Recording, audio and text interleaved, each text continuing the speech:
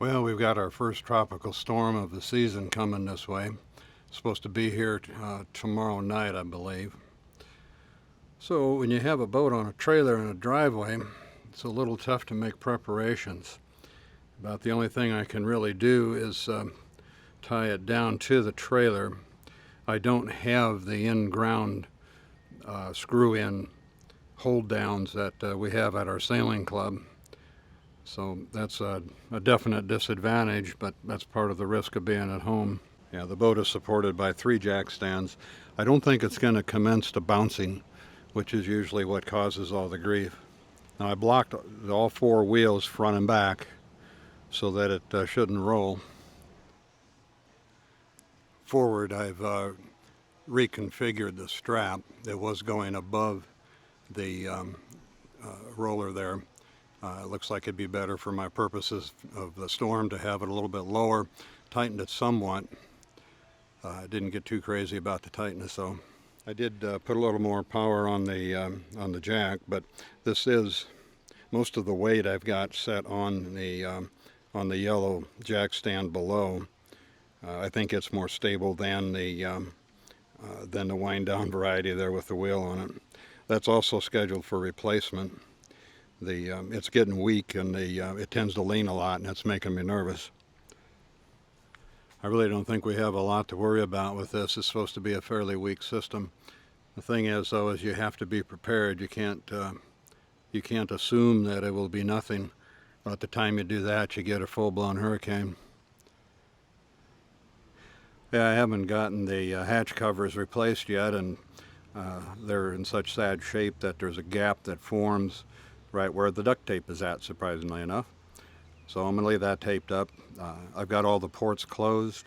I've made sure the chain is cleated off so it can't fall over the side of the boat and bang on it if the wind gets going too bad. I rotated the mast there so that the strongest side is up.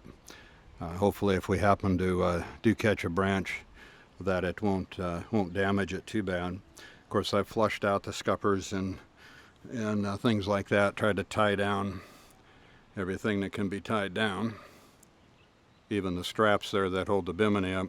Not too concerned about this bimini. It's going to be replaced anyway, so it's more of a concern that the frame makes it through any of these little storms that we're going to get.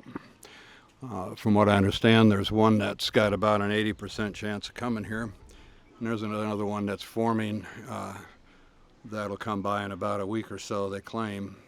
Hopefully the forecasts are wrong. I've chosen to use the jib sheet cleats because I have a trailer directly underneath them. The stern cleats are too far away from the trailer to do any good. We're on pretty firm ground here, so it's going to take a lot of wind before we should have any issues with the boat trying to come off the trailer. I know I had a small boat once that we got caught in a storm with the trailer, and the trailer started bouncing, and pretty soon the lines came undone and the boat was in the street. I don't think that's going to happen this time.